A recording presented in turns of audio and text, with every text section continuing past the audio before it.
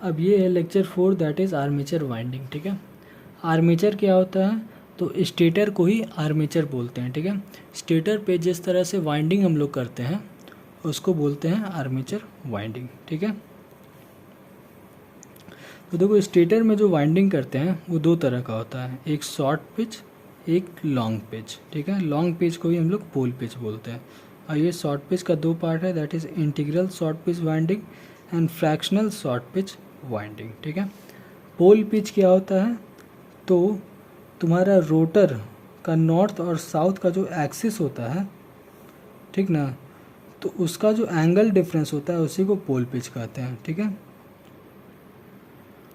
मतलब रोटर के कोई भी दो एडजेसेंट पोल, एडजेसेंट मतलब एक के बाद जो दूसरा पोल मिलेगा उसका डिग्री को हम लोग पोल पिच बोलेंगे। ठीक है, उसका इलेक्ट्रिकल डिग्री को। ठीक है, और ये हमेशा 180 डिग्री इलेक्ट्रिकल होता है। ठीक है, अब यहाँ देखो, यहाँ भले ही 180 डिग्री मैकेनिकल दिख रहा होगा लेकिन 180 डिग्री इलेक्ट्रिकल होता है। ठीक ना, मतलब नॉर्थ और साउथ कोई भी दो पोल्स के बीच का इलेक्ट्रिकल एंगल को हम लोग पोल पिच बोलते हैं। ठीक है, पोल पिच तुम्हारा रोटर का होता है। ठीक है, स्टेटर का नहीं। ठीक है, इसके बाद आता है कॉइल पिच। कॉइल पिच क्या होता है?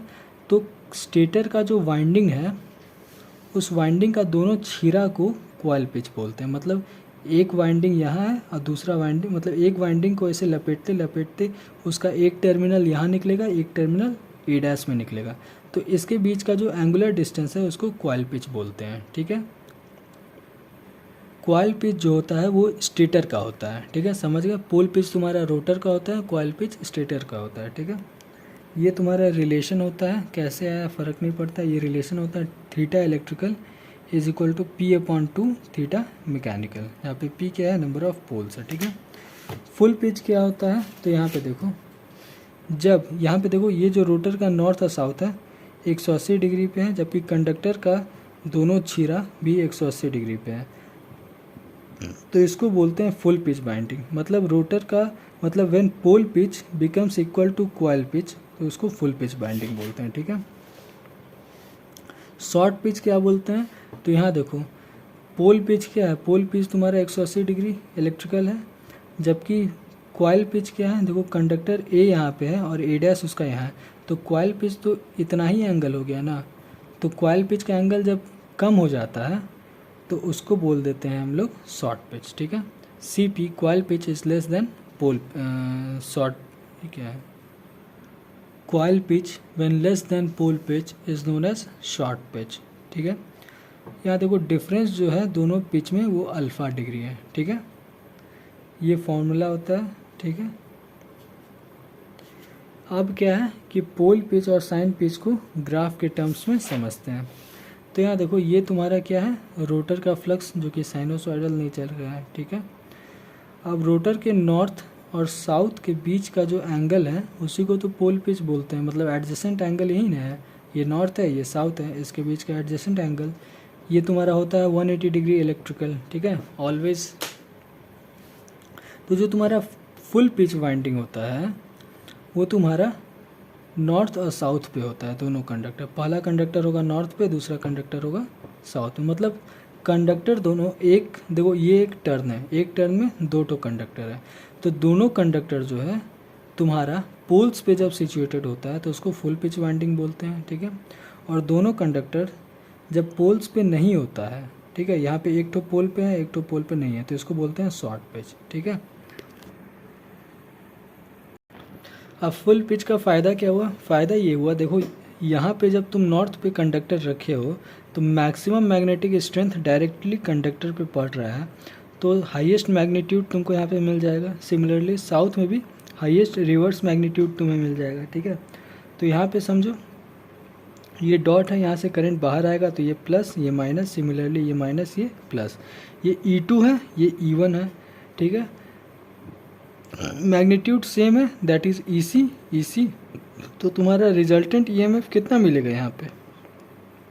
That is twice of EC। ठीक है, यहाँ पे भी देख लो, ये नॉर्थ डायरेक्टली इस कंडक्टर को पूरा का पूरा नॉर्थ मिल रहा है, इस कंडक्टर को पूरा का पूरा साउथ मिल रहा है ना। तो यहाँ पे मैक्सिमम मैग्नेटिक फ्लक्स मिलेगा तो मैक्सिमम ईएमएफ इंड्यूस होगा, यहाँ पे भी मैक्सिमम ईएमएफ इंड्यूस होगा। लेकिन जब बात यहाँ करें शॉर्ट पिच में, तो यहाँ पे देखो नॉर्थ पे तो मैक्सिमम मतलब इस कंडक्टर को मैक्सिमम मैग्नेटिक फ्लक्स मिल गया, ठीक है, लेकिन इस कंडक्टर को मैक्सिमम मैग्नेटिक फ्लक्स नहीं मिला। क्यों? क्योंकि इतना दूरी में तो मैग्नेटिक फ्लक्स का स्ट्रेंथ घट जाएगा, ठीक ना। तो ये देखो यहाँ पे जो मैग्नेटिक फ्लक्स इंड्यूस होगा वो मतलब यहाँ पे जो रिजल्टेंट ईएमएफ आएगा वो इससे घट जाएगा, ठीक है। अब इस चीज़ को समझते हैं, voltage generated in full pitch coil. तो यहाँ पे देखो E1 ऐसे है, E2 नीचे है। कहने का मतलब E1 पे तो तुम्हारा ऐसे मिल रहा है और E2 पे क्या रिवर्स मिल रहा है। यहाँ पे देख लो E2 इस डायरेक्शन में, E1 इस डायरेक्शन में है, ठीक है। तो इसको अगर एक ही एक्सिस में करना होगा तो E1 ऐसे लिख लेंगे, E2 को माइनस साइन लगा देंगे, तो ये तुम्हारा ऐसे हो गया, ठीक ना। तो E रिजल्टेंट क्या हो जाएगा, E1 plus minus of E2, ठीक है। ये तुम्हारा क्या हो गया, ईएमएफ मिल रहा है हमें स्टेटर पे, ठीक है। इसका जब मैग्नीट्यूड ले लेंगे तो माइनस साइन घट गया और ये ऐड होके 2EC मिल गया, ठीक है। This is the induced EMF in stator coil due to full pitch stator coil, ठीक है। इसको अगर फेजर फॉर्म में ड्रॉ करोगे तो ये E1 हो गया और ये E2 हो गया, ठीक है। अगर ब्लू लाइन पे ही देखें तो ब्लू लाइन को E1 लिखो या फिर माइनस E2 लिखो। ये ब्लू लाइन ही तुम्हारा E1 है और माइनस E2 है, ठीक है, दैट इज़ EC, ठीक है। अब हम क्या करते हैं, शॉर्ट पिच में वोल्टेज कैसे इंड्यूस हो रहा है उसको पढ़ते हैं, ठीक है। तो यहाँ क्लियरली तुमको देखो इतना तुम्हारा E1 यहाँ पे बन गया, लेकिन यहाँ पे देखो मैग्नेटिक फ्लक्स इतना ही सिर्फ एक्सपीरियंस हो रहा है, तो क्लियरली E2 कम होगा, समझे। तो वही चीज़ लिखा है, E1 and E2 are not equal magnitude but E1 has got direct north pole and E1 has got maximum magnetic strength, A dash has not got maximum magnetic strength, so EMF induced is also not same. E1 is greater than E2, ठीक है। A dash will get maximum voltage when rotor rotates south। हाँ, इसको sir ने explain करने के लिए क्या किया कि रोटर क्या किसको रोटेट कर रहा था,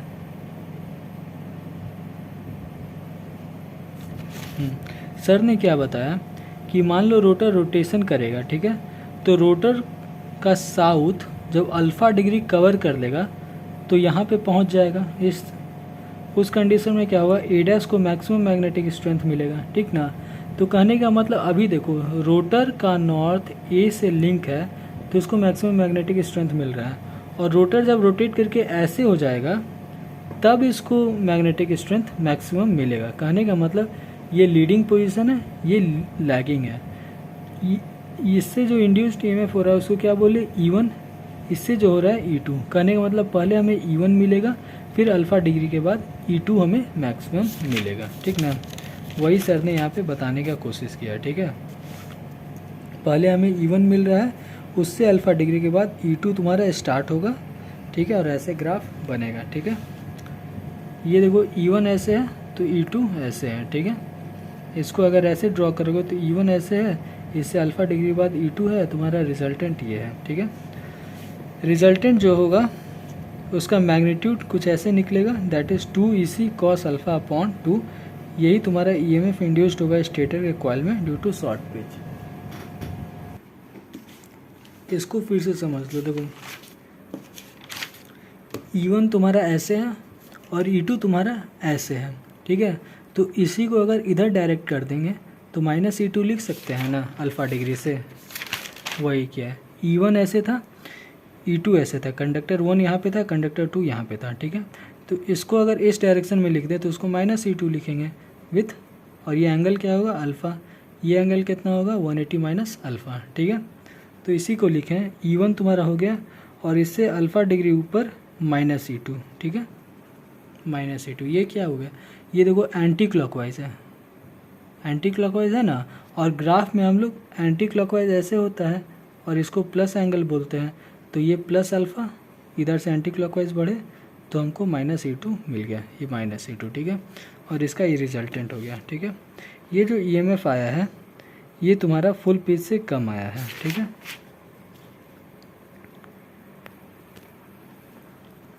हाँ, अब देखो यहाँ पे क्या हुआ, शॉर्ट पिच में हमें कम ईएमएफ मिल रहा है, जबकि हाई फुल पिच में हमें 2EC हाई ईएमएफ मिल रहा है स्टेटर कॉइल में, ठीक है।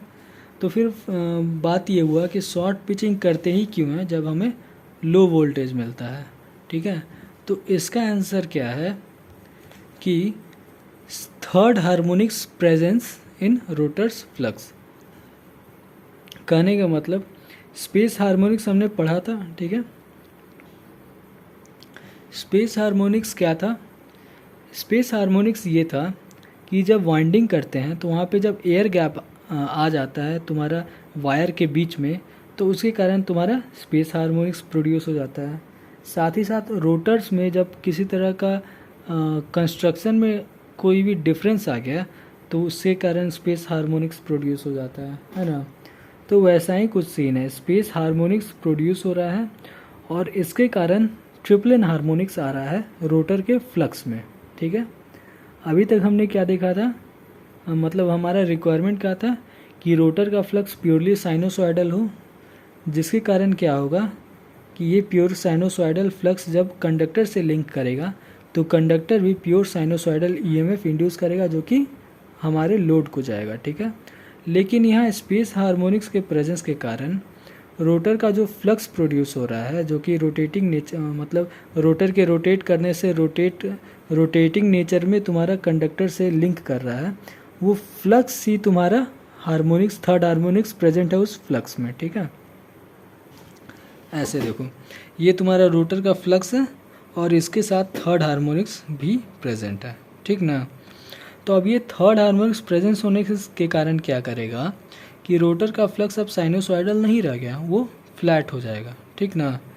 तो फ्लैट हो जाएगा तो हमारा पर्पस जो था कि साइनोसॉइडल ईएमएफ इंड्यूस होना, वो तो अब हो नहीं पाएगा क्योंकि रोटर का फ्लक्स ही फ्लैट हो गया, ठीक ना। तो अब इस चीज़ को हम लोग कैसे टैकल करते हैं वो समझेंगे, ठीक है। तो आंसर इसका ये है कि हम लोग शॉर्ट पिच वाइंडिंग यूज़ करके इस थर्ड हार्मोनिक्स के इफ़ेक्ट को रिमूव कर देते हैं, जिसके कारण स्टेटर के कंडक्टर में हमें साइनोसॉइडल फ्लक्स मिलता है, ठीक है। कैसे करेंगे वो पढ़ते हैं, ठीक है। सबसे पहले यहाँ पे देखते हैं कि इस थर्ड हार्मोनिक्स से फुल पिच वाइंडिंग में क्या असर पड़ेगा। तो देखो, ये तुम्हारा थर्ड हार्मोनिक्स और ये फुल पिच वाइंडिंग, ठीक है। फुल पिच में ये देखो, ये जो कंडक्टर है ये हाई नॉर्थ पे है और ये जो कंडक्टर है ये मैक्सिमम साउथ पे है, ठीक है। साथ ही साथ थर्ड हार्मोनिक्स का मैक्सिमम साउथ इस कंडक्टर पे पड़ रहा है और थर्ड हार्मोनिक्स का मैक्सिमम नॉर्थ इस कंडक्टर पे पड़ रहा है, ठीक है। तो इसके कारण क्या होगा, एक ईएमएफ इंड्यूस होगा जो कि अपोजिंग नेचर का होगा। हमने पढ़ा था कि थर्ड हार्मोनिक्स जो होता है ये अपोज करता है, ठीक है। तो थर्ड अपोज नहीं करता है, सॉरी, थर्ड हार्मोनिक्स अलग चीज़ है, ठीक है। थर्ड हार्मोनिक्स के बारे में हमने क्या पढ़ा था कि ये कोफेजल होते हैं, मतलब सभी एक दिशा में होते हैं, ठीक है। यहाँ पे देखो, थर्ड हार्मोनिक्स का पॉजिटिव है, यहाँ पे थर्ड हार्मोनिक्स का नेगेटिव है, तो ईएमएफ भी कुछ वैसे ही इंड्यूस होगा, ठीक है। और ये ईएमएफ बेसिकली ऐड करेगा तुम्हारे रिजल्टेंट ईएमएफ को। तो कहने का मतलब यहाँ पे हमें जो रेटेड ईएमएफ था उससे ज़्यादा ईएमएफ मिल रहा है, जो कि डेंजरस है लोड के लिए, ठीक है। साथ ही साथ इस ईएमएफ का जो ग्राफ बनता है वो पीकी नेचर का हो जाता है, ठीक है, जबकि हमें क्या चाहिए था, साइनोसॉइडल। तो कंक्लूज़न ये मिला कि फुल पिच वाइंडिंग तो हम यूज़ कर नहीं सकते, ठीक है। फुल पिच वाइंडिंग यूज़ करेंगे तो हमें ऐसा वेव शेप लोड में मिलेगा जो कि बहुत डेंजरस है, ठीक है। तो शॉर्ट पिच में कैसे, फिर शॉर्ट पिचिंग में हम लोग क्या किए हैं, शॉर्ट पिचिंग में हम लोग क्या करते हैं कि जो कंडक्टर, ये वाला जो कंडक्टर है ना, इसको क्या करेंगे कि थर्ड हार्मोनिक्स का जहाँ पे साउथ हो रहा है ना, साउथ मैक्सिमम हो रहा है, उसी में इस सेकंड कंडक्टर को प्लेस कर देंगे। जिससे होगा क्या कि यहाँ पे देखो, कंडक्टर 1 मैक्सिमम साउथ मिल रहा है थर्ड का, यहाँ पे भी कंडक्टर 2 में मैक्सिमम साउथ मिल रहा है थर्ड का। जिसके कारण क्या होगा, दोनों करंट एक ही डायरेक्शन में फ्लो कर रहा है, तो ये आपस में ही अपोज कर देगा। कहने का मतलब इसको फ्लो होने का पाथ ही नहीं मिलेगा। देखो, इधर से जाएगा, ऐसे जाएगा, ऐसे, दोनों भिड़ जाएगा, समझे ना। करंट तो सर्कुलेटिंग नेचर में फ्लो करता है, तो इस दोनों करंट को कोई पाथ ही नहीं मिलेगा, तो ये दोनों करंट हमारा आउटपुट में आएगा ही नहीं। मतलब ये तुम्हारा प्रेजेंट है रोटर के फ्लक्स में, लेकिन स्टेटर के ए और ए डैश में आएगा ही नहीं, जिसके कारण क्या होगा, जो रिजल्टेंट ईएफ था उसमें कोई इफेक्ट ही नहीं होगा और तुम्हारा रिजल्टेंट ईएमएफ साइनोसॉइडल हो जाएगा, ठीक ना। तो यही रीज़न है शॉर्ट पिचिंग करने का। शॉर्ट पिचिंग में कंडक्टर 2 हम लोग कहाँ प्लेस करते हैं, तो थर्ड हार्मोनिक्स का जो मैक्सिमम साउथ हो रहा है वहाँ पे। क्यों, क्योंकि जो कंडक्टर 1 है वो भी तुम्हारा मैक्सिमम साउथ पे ही है, ठीक है। इसीलिए दोनों एक दूसरे को इफेक्ट को कैंसिल कर देते हैं, ठीक ना। वही चीज़ यहाँ पे लिखा हुआ है कि फुल पिच वाइंडिंग में हमारा जो रिजल्टेंट वोल्टेज होता है, रिजल्टेंट ईएमएफ होता है, वो बढ़ जाता है, जो डेंजरस है। जबकि शॉर्ट पिच वाइंडिंग में रिजल्टेंट ईएमएफ में कोई फ़र्क नहीं पड़ता है थर्ड हार्मोनिक्स के प्रेजेंस से, ठीक ना। तो तुम्हारा सप्लाई में थर्ड हार्मोनिक्स नहीं आता है, ठीक है। क्यों, क्योंकि ये दोनों ईएमएफ जो जनरेट हुआ है ये एक दूसरे को ही कैंसिल आउट कर देता है। बेसिकली इसको फ्लो होने का जगह पाथ ही नहीं मिलता है, इसीलिए ये स्टेटर के कंडक्टर में जाता ही नहीं है, ठीक है। अब यहाँ पे हमने समझा है कि सिर्फ और सिर्फ थर्ड हार्मोनिक्स का ही जिक्र यहाँ पे क्यों हुआ।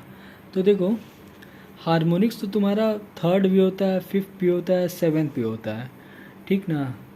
लेकिन जो फिफ्थ और सेवेंथ होता है वो रोटेटिंग नेचर का होता है। कहने का मतलब फिफ्थ और सेवेंथ हार्मोनिक्स वहाँ पे पाया जाएगा जहाँ पे करंट रोटेटिंग नेचर का होगा, जबकि यहाँ पे रोटर पे डीसी करंट दे रहे हैं जो कि डायरेक्ट करंट है, वो स्टेशनरी करंट है। एक बार बह गया तो बह गया, कोई रोटेशन हो नहीं रहा है, ठीक है। इसीलिए यहाँ पे फिफ्थ और सेवेंथ हार्मोनिक्स नहीं आएगा।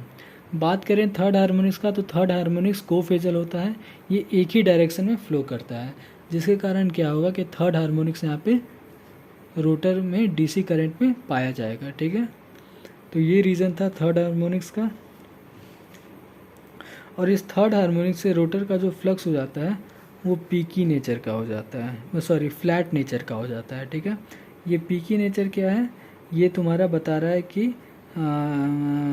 फुल पिच वाइंडिंग में जो रिजल्टेंट ईएमएफ होता है वो पीकी नेचर का होता है, ठीक है। ये बेसिकली जो पीछे एक्सप्लेन किए वही सब चीज़ है, ठीक है। कंक्लूज़न यहाँ लिख लिए कि फुल पे देखो, कंक्लूज़न क्या है कि थर्ड स्पेस हार्मोनिक्स के प्रेजेंस में रोटर फ्लक्स साइनोसॉइडल नहीं रह जाता है, ठीक है। फुल पिच किए ही इसलिए थे ताकि rotor flux exactly induced EMF के सेम वेव फॉर्म में मिले। कहने का मतलब रोटर का फ्लक्स पहले साइनोसॉइडल था, इसीलिए ईएमएफ हमें साइनोसॉइडल मिले, इसीलिए हमने फुल पिच वाइंडिंग की थी। बट थर्ड हार्मोनिक्स के प्रेजेंस में रोटर फ्लक्स ही डिस्टॉर्ट हो गया, ठीक है, जिसके कारण क्या हुआ कि फुल पिच में अब हमें इंड्यूस्ड ईएमएफ साइनोसॉइडल नहीं मिलेगा, ठीक है। तो इसलिए हमने क्या किया, कंडक्टर ए डैश को हमने ऐसा प्लेस किया कि थर्ड हार्मोनिक्स के साउथ में वो प्रेजेंट हो, ठीक ना। जिसके कारण क्या हुआ कि थर्ड हार्मोनिक्स अपने आप ही एलिमिनेट हो गया और हमें प्योरली साइनोसॉइडल ईएमएफ मिल गया स्टेटर के कॉइल में, ठीक है। यही एक रीज़न था कि हम लोग शॉर्ट पिचिंग क्यों करते हैं, ठीक है। अब इसके आगे नेक्स्ट वाले पार्ट में बताया जाएगा।